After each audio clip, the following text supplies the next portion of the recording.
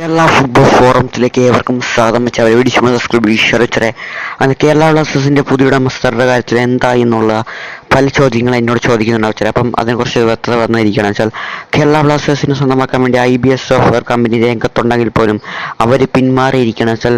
അവർ പറയുന്ന പൈസ എന്ന് വെച്ചാൽ 60 കോടി മുതൽ 80 കോടി വരെയാണ് പറഞ്ഞിരിക്കുന്നത്. പക്ഷേ കേരള ബ്ലാസ്റ്റേഴ്സ് പറഞ്ഞിരിക്കുന്നത് 200 കോടിയായിരുന്നെങ്കിൽ അത് കുറച്ച് 150 ആക്കിയിരിക്കുകയാണ്.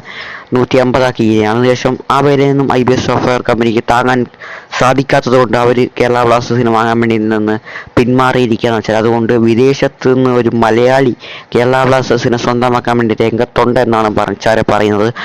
അവരുടെ ആദ്യ ചർച്ചകൾ പോസിറ്റീവായിട്ട് നടന്നിട്ടുണ്ട് എന്നാണ് നമ്മൾ അറിയുന്നത്.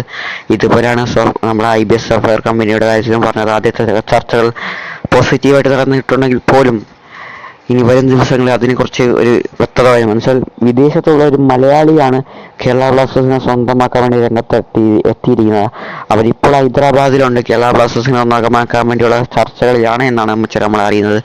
അപ്പം അതിനെക്കുറിച്ച് വരും ദിവസങ്ങളിൽ പ്രതീക്ഷ വെക്കാൻ വെച്ചാൽ. അപ്പം ഇതൊക്കെ ഉള്ളൂ.